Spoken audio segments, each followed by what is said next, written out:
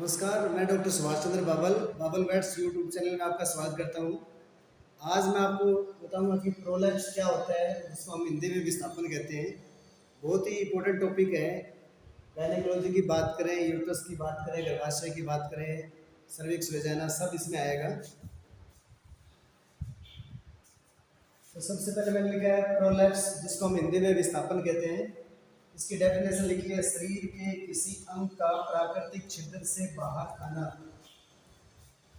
शरीर के किसी अंग का प्राकृतिक छिद्र से बाहर आना। शरीर का कोई भी अंग, मोस्टली कौन कौन से अंग हैं जो शरीर से बाहर आ जाते हैं। यहाँ मैंने एग्जाम्पल लिखे, जैसे रेक्टम जिसको हम गुदा कहते हैं, वेजाइना जिसको हम योनि कहते हैं, सर्विक्स जिसको हम बर्थ कनाल के बाद में जो आगे गिरवा कहते हैं, यूट्रस जिसको हम गर्भाशय कहते हैं, आई मतलब आँख है, आई लिड, आई लेसेस, उसके बाद में टंग, जीभ। मोस्टली ये नाम हैं जो शरीर के मुख्य अंग हैं, जो प्राकृतिक छिद्र, जैसे रेक्टम का खुद का छिद्र होता है, वेजाइना का खुद का छिद्र होता है, उसके माध्यम से ये बाहर आ जाते हैं। उसको हम प्रोलैप्स के नाम से जानते हैं। तो इनके नाम के आगे प्रोलैप्स नाम ऐड हो जाता है, जैसे rectum of prolapse, vagina of prolapse, cervix of prolapse, uterus of prolapse. तो इस टाइप से इसके साथ कनेक्टिविटी होती है। तो ये डेफिनेशन है, शरीर के किसी अंग का प्राकृतिक छिद्र से बाहर आना। तो इसमें मोस्टली ये तीन मेजर हैं जो बार बार नाम सुनते हैं कि वेजाइना, सर्विक्स, यूट्रस। इसमें भी सबसे ज़्यादा है ना, यूट्रस की चर्चा होती है। ये डेफिनेशन थी, इसके बारे में आगे बताएंगे। आगे मैंने लिखा है प्रोलैप्स। प्रोलैप्स के मैंने यहाँ दो पार्ट बनाए हैं। प्रोलैप्स के दो पार्ट बनाए हैं। पहले पार्ट में लिखा है मैंने वेजाइना और सर्विक्स। सेकंड पार्ट में मैंने लिखा है यहाँ पे यूट्रस, जिसको हम गर्भाशय कहते हैं। वेजाइना मतलब योनि, सर्विक्स मतलब गिरवा। तो प्रोलैप्स मुख्य रूप से दो चीज़ों का होता है, या तो वेजाइना सर्विक्स का होता है या फिर यूट्रस का होता है। तो आप जब भी देखो किसी पशु का जो प्रोलैप्स का केस है, अगर आपको बेलनाकार नजर आता है, इसका मतलब है वेजाइना वाला पार्ट है। बहुत बहुत इंपॉर्टेंट ये नाम है, तीन नाम। अगर कभी भी आपको लगता है कि पशु के बैक साइड में वेजाइनल पार्ट की तरफ नजर करोगे, तो अगर वेजाइना आती है तो वह बेलनाकार रूप में नजर आएगी। सर्विक्स है वो फ्लावर की तरह, फूल की तरह नजर आएगी। सूरजमुखी का जैसे फूल होता है उसकी तरह नजर आएगी। उसके बाद में अगर यूट्रस की बात करें तो वो गोल नजर आएगा। तो इनमें कभी भी आप देखते हो अगर गोल गोल आ रहा है तो इसका मतलब भाई यूट्रस है, जिसको ब्लैडर बोलते हैं। जैसे ब्लैडर दिखता है, यूट्रस के जस्ट नीचे ही वहाँ पे ब्लैडर की पोजीशन है। तो बेलनाकार तो वह वेजाइना है, तो फूल की तरह तो वह सर्विक्स है, गोल है तो वह यूट्रस है। पहले तो ये आइडेंटिफिकेशन करना है। इसके बाद में अगर ये कंडीशन है तो हम क्या करेंगे, कैसे ट्रीट करेंगे उसको। अगर यूट्रस है तो क्या ट्रीट करेंगे, तो यह किसकी वजह से आता है। रीजन मैंने लिखा है यहाँ पे रीजन लिखा है, ये कारण है यहाँ पे, जिसको हम अगर मेडिकल की बात करें तो यहाँ पे एटियोलॉजी के नाम से जानते हैं इसको। एटियोलॉजी या कारक, पॉजिटिव एजेंट क्या है इसका। यहाँ पे मैंने नाम लिखा है हाइपोकैल्सीमिया, हाइपोफॉस्फेटेमिया। मतलब यहाँ पे फास्फोरस की कमी है, यहाँ पे कैल्शियम की कमी है। मीन्स कैल्शियम या फास्फोरस की कमी से अगर प्रोलैप्स आता है तो मुख्य रूप से किसका मिलेगा, या तो वेजाइना का मिलेगा या सर्विक्स का मिलेगा। तो यहाँ पे ट्रीट करना बहुत ईजी है। या तो कैल्शियम की कमी होगी या फास्फोरस की कमी होगी। आगे मैं ट्रीटमेंट में बताऊंगा कि आपने कैल्शियम फास्फोरस लगा दिया है, इसका मतलब वेजाइना सर्विक्स का प्रोलैप्स क्योर हो जाएगा, कोई दिक्कत नहीं है।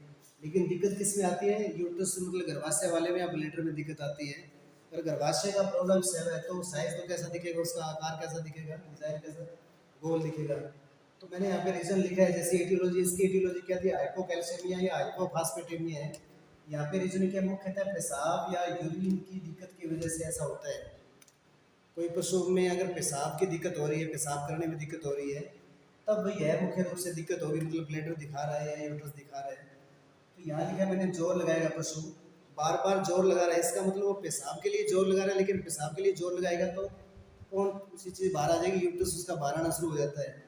तो आपको यहाँ जैसे ट्रीट करना था, यहाँ कैल्शियम फास्फोरस लगाया था, यहाँ पेशाब वाले पॉइंट पे खास गौर करनी है। अगर आपने पेशाब का ट्रीटमेंट कर दिया, पेशाब का पशु का आपने नॉर्मल कर दिया, तो अपने आप यूट्रस का प्रोलैप्स है वो ठीक हो जाएगा। तो होता क्या क्या है इसमें, पेशाब की दिक्कत में या तो डिस यूरिया होता है या ओलिगोयूरिया होता है। डिस का मतलब डिफिकल्टी, बार बार ये नाम पीछे भी आया था। ओलिगो का मतलब होता है कम, डिस का मतलब कठिनाई या दिक्कत, यूरिया का मतलब पेशाब है।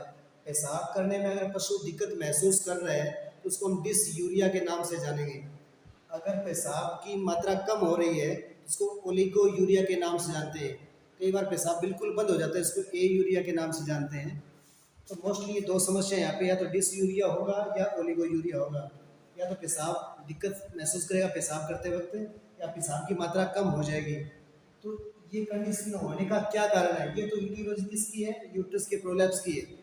आपसे कोई पूछे कि यूट्रस का प्रोलैप्स आ रहा है मुख्यतः किसकी वजह से आ रहा है, तो आपसे पूछा जाएगा कैल्शियम की कमी से, फास्फोरस की कमी से, यूरिन की प्रॉब्लम से। आपको आंसर क्या करना है? यूरिन की प्रॉब्लम से मोस्टली।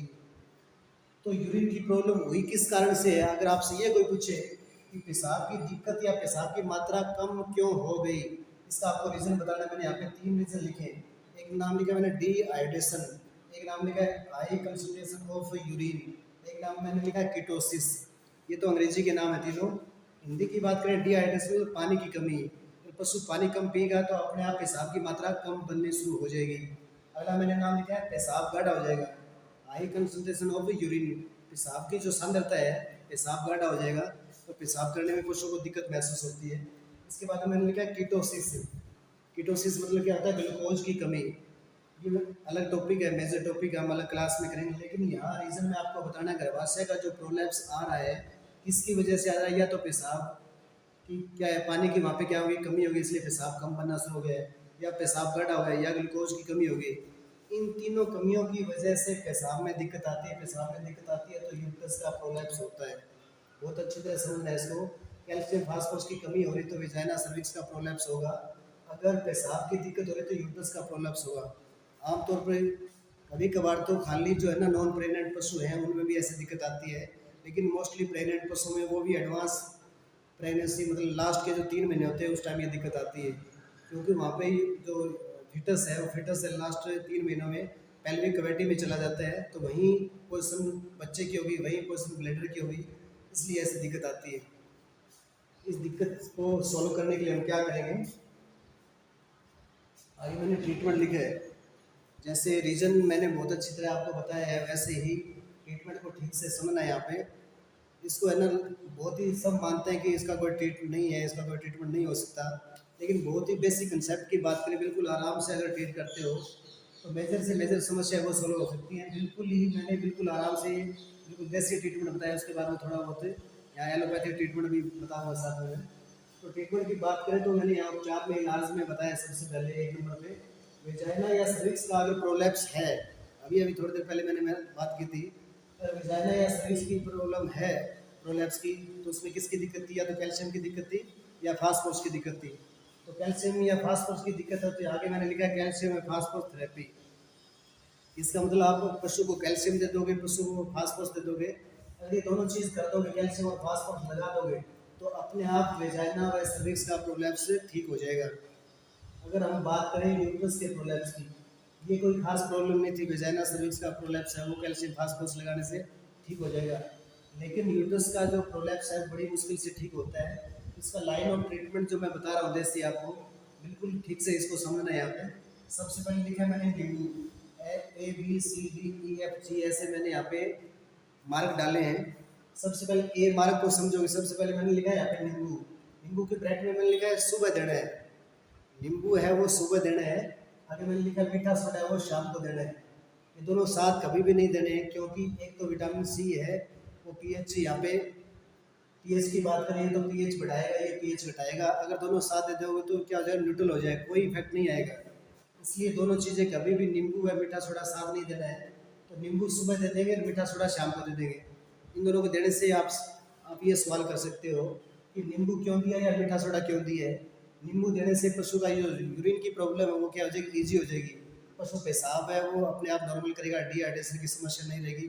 पशु पानी ज़्यादा पीएगा, जो पेशाब की जो सांद्रता है गाढ़ा था वो क्या हो जाएगा? डाइल्यूट हो जाएगा, तनुता आ जाएगी इसमें, और कीटोसिस की प्रॉब्लम नहीं रहेगी। मीठा सोडा देने से क्या हो जाएगा? गोबर पशु इजी वे से करेगा, पशु जोर नहीं लगाएगा। अगर पेशाब आराम से करेगा, गोबर आराम से करेगा, तो 99% प्रॉब्लम पशु के इसी वजह से होती है। पशु या तो पेशाब करते वक्त जोर लगाएगा या गोबर करते वक्त जोर लगाएगा। अगर ये दोनों समस्या मिट जाती हैं तो समझ लो 99% आपने ट्रीट कर दिया इसको। तो नींबू देते रहेंगे और मीठा सोडा देता रहेंगे। नींबू कितना देना है, 200 ग्राम नींबू डेली आपको देना है 10-15 दिन तक। मीठे सोडे की बात करें तो 20-25 ग्राम ही देना है, ज़्यादा मात्रा नहीं देनी है, नहीं तो क्या हो जाएगा वहाँ पे कई बार डायरिया भी हो जाता है उससे। तो पीएच ज़्यादा बढ़ने की वजह से वहाँ पे पशु को फीड भी हो सकता है। इसलिए मीठे सोडे की मात्रा 20 से 25 ग्राम ही रखनी है। नींबू की मात्रा 200 से 250 ग्राम रख सकते हो। इसके बाद में पानी का जिक्र है सी पॉइंट में। पानी के आगे मैंने लिखा रुक रुक कर देना है, एक साथ नहीं देना पानी। एक साथ देंगे तो वही ब्लैडर पे दबाव पड़ेगा, ब्लैडर पे दबाव पड़ेगा तो प्रोलैप्स की संभावना ज़्यादा रह जाएगी। माना कि पशु पूरे दिन में अगर 40 लीटर पानी पीता है तो 4 टाइम में 40 लीटर पिलाओगे, एक साथ ऐसे 20 लीटर या 25 लीटर पशु को पानी नहीं देना है। जिस पशु में ये प्रॉब्लम है तो 10-10 लीटर करके 24 घंटों में 6-6 घंटे के अंतराल में आप है ना पानी पिला सकते हो। सुबह जल्दी पिला दिया, फिर दोपहर को पिला दिया, फिर शाम को पिला दिया, फिर सोते हुए पिला दिया। तो पानी की मात्रा रुक रुक देनी है, ये तीसरा पॉइंट था। चौथा टॉपिक है डी पॉइंट में मैंने लिखा यहाँ पे ग्वार पाठा या दही। ग्वार पाठा जो एलोवेरा है उसका जो कवर है वो हटा दोगे, जो अंदर जो मसल्स है उसका जो गुदा वाला पार्ट है वो यूज़ करना है। और दही के साथ शाम को जैसे गाय के दूध का दही लोगे तो ज़्यादा बेटर रहेगा। देसी गाय का दूध का दही आप जमा दोगे वो लेंगे तो ज़्यादा बेटर रहेगा। 200-250 ग्राम ग्वार पाठा का गुदा लेना है यहाँ पे और 200-250 ग्राम दही लेना है। सुबह खाली पेट देना है 200-200 ग्राम। तो इससे भी पीएच मेंटेन होगा, डायरिया नहीं होगा, नहीं उसमें क्या होगा, कॉन्स्टिपेशन होगा, पानी की पूर्ति भी होगी। इसके बाद में लिखा है एक्सरसाइज, बहुत बहुत मेजर पार्ट है ये भी। एक्सरसाइज कराएंगे पशु को, व्यायाम कराएंगे सुबह शाम, कम से कम 1-1 किलोमीटर एक्सरसाइज करानी है। इससे क्या रहेगा, यूट्रस का जो है मूवमेंट है वो प्रॉपर रहेगा। या पानी जो तालाब है उसमें भी आप पशु को सुबह शाम ले जाओगे तो उससे क्या रहेगा, मूवमेंट रहेगा बच्चे का। तो एक्सरसाइज बहुत मायने रखता है इसमें। उसके बाद में डाइट की बात करें, खाने की बात करें, वो भी शाम के खाने की बात कर रहा हूँ मैं यहाँ पे। शाम की जो डाइट है बिल्कुल नए के बराबर देनी है। यहाँ पे आप जो चारा और दाना देते हैं, चारा बिल्कुल नए के बराबर देंगे, दाना दे सकते हो। दाने की मात्रा कम नहीं करनी है, चारे की मात्रा बिल्कुल नील कर दोगे शाम को। क्योंकि शाम को अगर हम हैवी डाइट देते हैं तो रात को पशु की एक्सरसाइज नहीं होती है। एक्सरसाइज नहीं होने के बाद में एडिशन बनना शुरू हो जाता है, यूट्रस फिक्स हो जाएगा, वहाँ पे ब्रॉड लिगामेंट है वो कमज़ोर हो जाएंगे, बार बार प्रोलैप्स की दिक्कत होगी पशु के बैठते हैं। तो ये खाने की बात थी यहाँ पे। पांचवी बात थी, छठी बात मैं लिख रहा हूँ यहाँ पे, बैठने की जो पशु की पोजीशन है, बैठने की पोजीशन है, अगर इनसे प्रॉब्लम से अगर सॉल्व नहीं हो रहे हैं तो स्लांट पोजीशन है, मतलब आगे से आगे वाला जहाँ पशु को हम मेंजर के ठाण के जहाँ बांधते हैं वो आगे वाला एरिया वहाँ से स्लांट थोड़ा नीचा होना चाहिए, पीछे वाला एरिया थोड़ा सा ऊपर होना चाहिए। इस तरीके से अगर आप ये 6 काम करते हो, नींबू, मीठा सोडा, पानी, ग्वार पेठा, दही, एक्सरसाइज, खाना और बैठने की पोजीशन, अगर ये 6 काम प्रॉपर करते हो तो 99% यूट्रस के प्रोलैप्स की समस्या मिट जाएगी। फिर भी अगर कई बार प्रोलैप्स आ जाता है आपको उसको ट्रीट करना पड़ेगा। उसके लिए मैंने यहाँ पे नीचे स्टेप बाय स्टेप थोड़ा सा शॉर्ट में लिखा है। सबसे पहले आप अच्छे से उसको वाश करेंगे, साफ करेंगे। पीपी ले सकते हो यहाँ पे लाल दुआ से, लाल दुआ भी ज़्यादा नहीं होनी चाहिए उसमें, 1% से भी कम लाल दुआ का सोल्यूशन आपको लेना है। उसको साफ करेंगे, उसके बाद में उसके ऊपर आइस यूज़ करेंगे, आइस से वो थोड़ा सिकुड़ जाएगा। आइस के बाद में आप शुगर का, चीनी का हाई कंसंट्रेशन का घोल ले सकते हैं, उससे भी उसकी सांद्रता के हिसाब से वो सिकुड़ जाएगा। या कोई भी एंटीसेप्टिक सॉल्यूशन ले सकते हो। इन चारों से अगर आप पहले ट्रीट करते हो तो अपने आप उसका यूट्रस का जो साइज है सिकुड़ जाएगा। तो अच्छे से वॉश करना है पीपी से, उसके बाद में उसके ऊपर बर्फ़ का सेक करना है, उसके बाद में शुगर का घोल उसके ऊपर लगा सकते हो और एंटीसेप्टिक से साफ कर सकते हो। ये चारों काम करने के बाद में उसको पुश करना है, आपको धकेलना है, पहले नहीं धकेलना है। उसके बाद में धकेलने से पहले भी आपको ये बात ध्यान रखनी है, पहले उसको यूट्रस को थोड़ा सा ऊपर उठाएंगे। ऊपर उठाएंगे तो नीचे जो यूरेथ्रा है, यूरेथ्रा की जो ओरिफिस है, यूरेथ्रा का जो छिद्र है, उससे अपने आप यूरिनेशन हो जाएगा, उससे अपने आप पशु पेशाब करेगा। पेशाब करेगा तो ब्लैडर सिकुड़ जाएगा, ब्लैडर सिकुड़ने से अपने आप कई बार है ना यूट्रस अपनी पूर्वावस्था में स्थापित हो जाता है। इसलिए जोर नहीं लगाना, यहाँ पे कोई जोर की बात नहीं है। ऊपर उठाएंगे तो पेशाब उतर जाएगा, पेशाब उतर जाएगा तो री पोजिशन दोबारा से जो उसकी पोजिशन है उसमें स्थापित हो जाएगा। फिर भी अगर कंट्रोल नहीं हो रहा है, पशु बार बार ऐसे कर रहा है, तो आप उसको एपिड्यूरल एनेस्थेशिया थोड़ा दे सकते हो। एपिड्यूरल दे देंगे तो क्या पशु जोर नहीं करेगा, या रॉक प्लस रस्सी भी बांध सकते हैं उसमें। लास्ट में मैंने लिखा है, अगर आपको ये काम करने की नौबत आ गई है तो आपको antibiotic, anti inflammatory, anti allergic treat करना पड़ेगा। एंटी एलर्जिक दवाई लगानी पड़ेगी, एंटी इन्फ्लामेटरी सूजन भी आ गई है वो दवाई भी लगानी पड़ेगी। एंटीबायोटिक है ना, कोई इन्फेक्शन बचने के लिए हो सकता है, कोई पायमेट्रा हो जाए, यूट्रस में दिक्कत हो जाए, हो सकता है, तो यहाँ पे प्रोजेस्टेरोन हार्मोन भी लगा दोगे जैसे मैंने पहले आपको यहाँ बताया था वेजाइना और सर्विक्स में कैल्शियम और फास्फोरेट थेरेपी तो देनी है, इसके साथ साथ आप प्रोजेस्टेरोन हार्मोन भी लगाते हो तो उससे थोड़ा जल्दी कवर हो जाएगा। तो इस तरीके से बिल्कुल ही आराम से आप ट्रीट कर सकते हो। फिर भी अगर आपको इसको समझने में कोई दिक्कत आ रही है तो मुझसे आप बात कर सकते हो। Thank you.